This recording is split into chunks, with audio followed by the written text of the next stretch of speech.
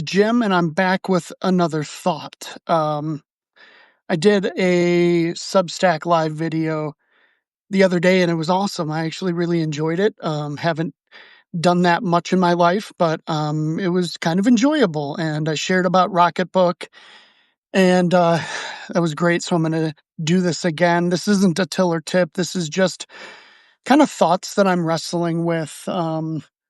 First of all, to step back to the Rocketbook video. I filled my Rocketbook in record time this past 10 days or so, and that was crazy. Like, that's why I was wanting to do that Rocketbook video, because things are really busy with what I'm doing at Tiller Coaching, and it's awesome. But also, I've got a real life, a personal life, and I've got deep thoughts, and the whole thing with Charlie Kirk this week is just baffling to me. I really don't know what to make of it. I think I really liked Charlie. Obviously, never knew him. He was very abrasive at times, which sometimes rubbed me the wrong way. But he was an impressive man in a lot of ways. What I admired probably most is that, and this is the stuff that I think got videoed and shared the least, was just how much he talked about the Bible and how much he enjoyed sharing the gospel. And I really respect that. Like, he was out meeting people and sharing what he viewed to be truth. And a lot of that truth was centered on the gospel. So I deeply respect that. And I just cannot believe that what happened. I don't know what to say about that part.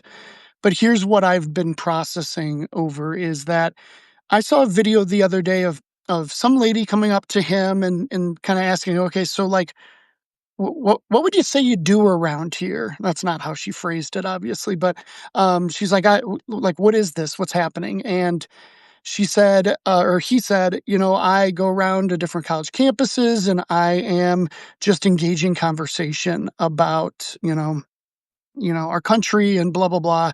Don't totally remember how he answered it. And she's like, okay, well, that's weird. Cool. Is that scary? Like, does that ever get dangerous? And he's like, oh, yeah, totally. I've had my life threatened. I've been assaulted. I've been rushed out of restaurants. I've just basically, he was saying nothing feels safe.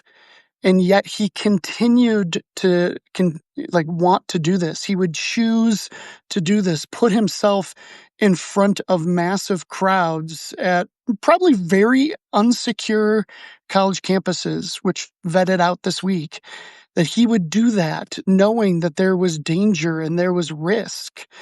And I just find that so admirable. I am impressed by that one thing more than maybe anything else.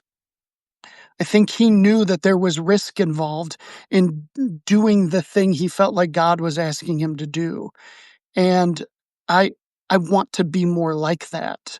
I think that that is at the heart of the gospel message of this is dangerous. Like, this gospel message that we go out with. And I understand he talked about more than just the gospel, but it was at the center, I think, of what he was saying and doing.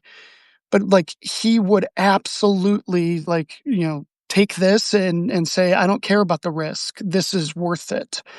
And I want to be more like that. Honestly, I think Charlie is maybe the most Paul-like person I've ever had the opportunity to witness. Now, once again, from a distance. I don't hang in those kind of crowds where I get to know someone like Charlie, but I don't know anyone else that's maybe as Paul-like as Charlie Kirk. And so I want to read out of 2 Corinthians chapter 11, starting at verse 21. Okay. And this is Paul being kind of loose, Charlie could be a little loose sometimes and almost abrasive. And I think Paul's kind of being a little loose here. And I actually love it. I feel his emotions in it. And so he says, but whatever anyone else dares to boast of, and I am speaking as a fool, I also dare to boast of that. Are they Hebrews? So am I. Are they Israelites? So am I. Are they offsprings of Abraham? So am I. Are they servants of Christ? I'm a better one. I am talking like a madman with far greater labors, far more imprisonments, with countless beatings, and often near death. 5 times I received at the hands of the Jews the 40 lashes less one, because that was Jewish law. Deuteronomy 25, I think, says you can't do more than, or you can't do 40 lashes. So, um, 3 times I was beaten with rods. Uh, once I was stoned. 3 times I was shipwrecked. A day, a night and a day I was adrift at sea, on frequent journeys in danger from rivers, danger from robbers, dangers from my own people, dangers from Gentiles, dangers in the city, danger in the wilderness, danger at sea, danger from false brothers, in toil and hardship, through many sleepless nights, in hunger and thirst, often without food, in cold and exposure, and apart from other things, there's a daily pressure on me of my anxiety for all the churches. Who is weak and I am not weak? Who is made to fall and I am not indignant? If I must boast, I will boast of the things that show my weakness. The God and Father of the Lord Jesus, he who is blessed forever, knows that I am not lying.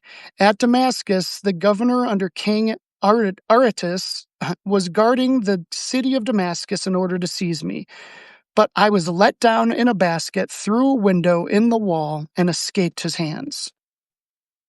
Holy cow. Like, the gospel message is dangerous. There are so many dangers and so many risks out there, and it is absolutely worth it to not stop. And so what I'm thinking about today is, I disciple people for a living.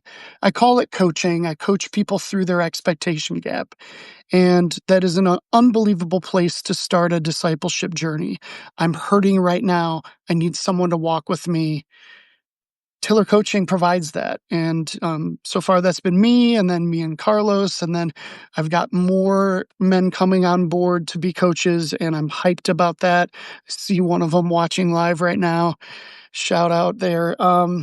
But I think what I do is really awesome, and I love it. I love being able to speak truth to the men and couples that will take a chance to come and see me. Like, is it a huge risk that they're taking? No, it's not. But they're hurting, and they're going to take a chance to trust someone, and they will sit on my couch or they'll be on my Zoom screen, and that's awesome.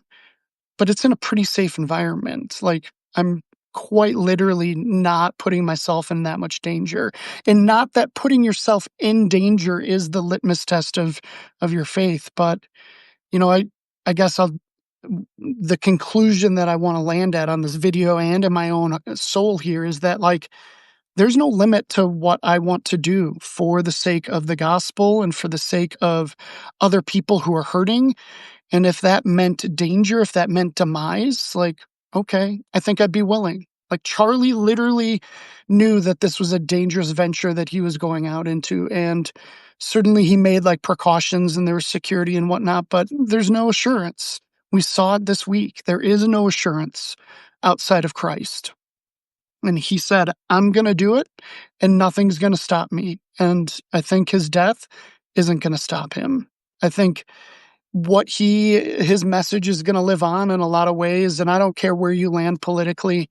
I don't care what your viewpoints are. I think he was a man to be lauded for just his courage. And I want to have that much courage. So, to land the thought, I hope that you're not afraid of the risks. I hope you're aware of the danger that this book and, this life might bring you.